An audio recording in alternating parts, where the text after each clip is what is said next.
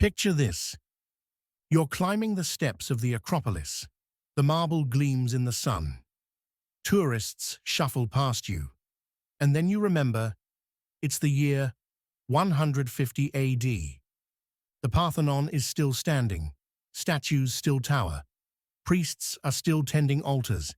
And a man named Pausanias is standing here, scratching notes into a wax tablet, muttering to himself about myths and gods and heroes. And what's his focus here in Athens? It's not so much Pericles or Socrates or even democracy, it's Theseus. Because for the Athenians, Theseus wasn't just a hero. He was the hero.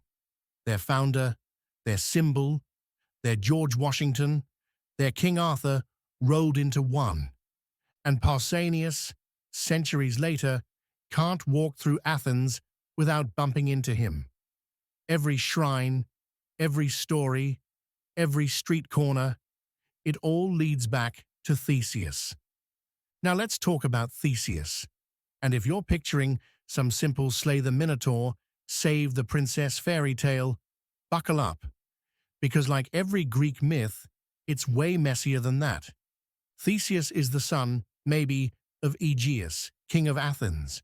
Or maybe he's the son of Poseidon. Because in Greek mythology, paternity is often a multiple-choice question.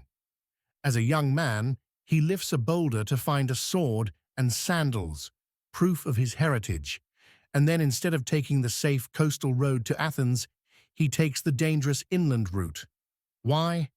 Because it's full of bandits and monsters. And in true superhero fashion, Theseus decides, I'll clear the road myself. One by one, he defeats these grotesque figures. Periphetes, the club bearer. Theseus kills him with his own club. Sinis, the pine bender.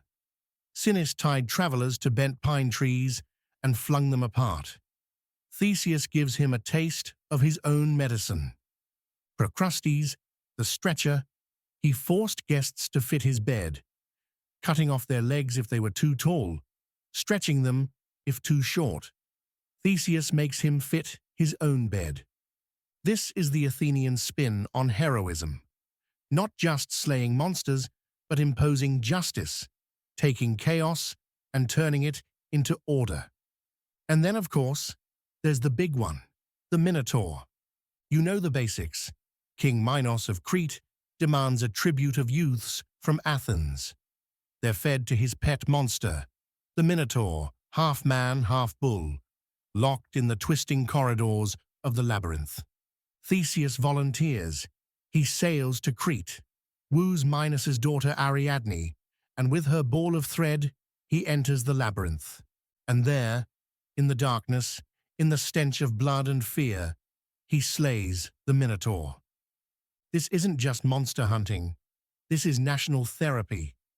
Because the Athenians telling this story are saying, we were victims, we were tribute-paying underdogs, but our hero freed us. We stood up, we killed the beast, we stopped being prey and became a people. Sound familiar? That's what nations always do. They take trauma and rewrite it into triumph. It's the American Revolution. It's the French Resistance. It's every underdog story ever told. That's why Theseus matters. And that's why Pausanias, centuries later, still can't walk 10 steps in Athens without tripping over a shrine to him. But the story turns dark, because of course, the Greeks never leave you with a happy ending. On the way home, Theseus abandons Ariadne on the island of Naxos, just ditches her. She's picked up later by Dionysus, but it's a cruel move. And then, worse, Theseus forgets to change the sails of his ship from black, mourning, to white, victory. His father Aegeus, watching from the cliffs, thinks his son is dead. In despair, he throws himself into the sea. That's why we call it the Aegean, named after a father who killed himself because of a son's mistake. This is the Greek way of storytelling. No victory is clean.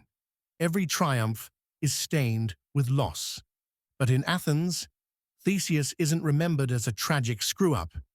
He's remembered as the man who Sinuicized Attica, uniting the villages into one polis, one political entity. This is the mythic justification for Athenian democracy. The idea that from the very beginning, Athens was about unity, about bringing diverse peoples under one civic roof. And that's where Pausanias lingers, Theseus as a symbol of Athens itself, a hero who slays monsters, unites tribes, builds institutions. Sound familiar? That's nation-building myth-making 101. Let me digress here. Athens loved to brag about being the birthplace of democracy, but democracy for them wasn't just voting. It was identity. It was a religion of the city itself, and they fused that civic religion with their hero myths. When Americans invoke George Washington chopping down the cherry tree or Lincoln freeing the slaves, they're doing what Athenians did with Theseus. They're mythologizing the nation's origins into morality tales. Theseus killing bandits, that's law and order.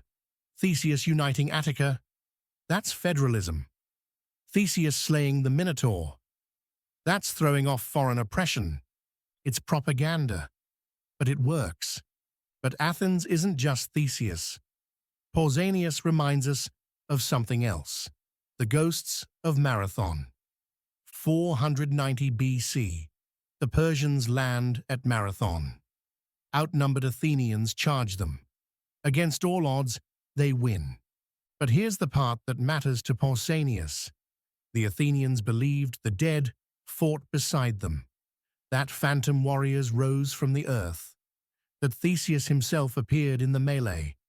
And even centuries later, Pausanias notes that people still heard ghostly sounds of battle on the plain. This is how myth and memory fuse.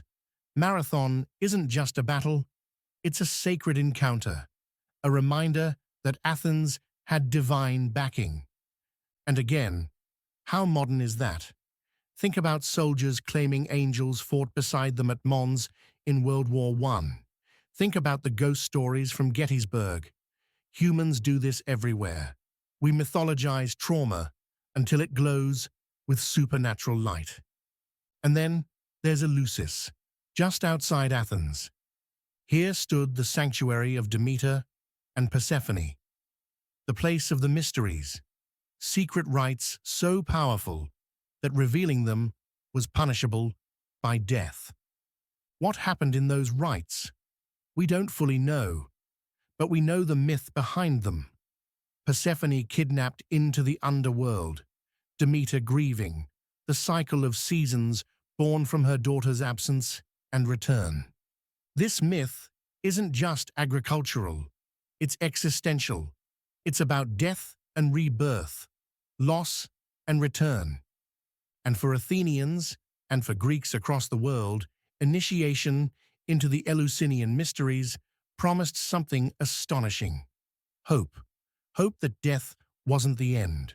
Hope that there was continuity beyond the grave.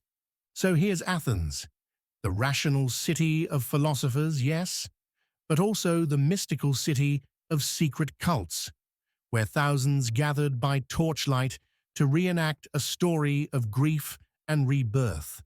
And Pausanias notes something else in Athens, the mark of Hadrian. The Roman Emperor Hadrian was a Philhellene, a lover of Greek culture.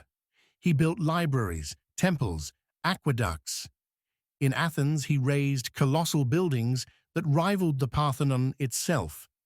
And here's the irony, Athens under Hadrian was in some ways grander than Athens under Pericles. But it wasn't Athens's glory anymore. It was Rome's. And you can feel the bitterness in Pausanias's writing, like he's saying, yes, the city still stands, but it's no longer ours. So what does Athens mean in Pausanias's guidebook? It means memory as politics. Theseus isn't just a hero, he's the founding myth of democracy. Marathon isn't just a battle, it's proof of divine favor. Eleusis isn't just a cult, it's a promise of life after death. Hadrian isn't just a benefactor, he's a reminder of foreign dominance. Athens is myth, layered on myth, memory layered on memory, a palimpsest of glory, trauma, and longing. And Pausanias, wandering these streets in the Roman era, is reminding us the stones may crumble, but the stories endure. That's episode 2.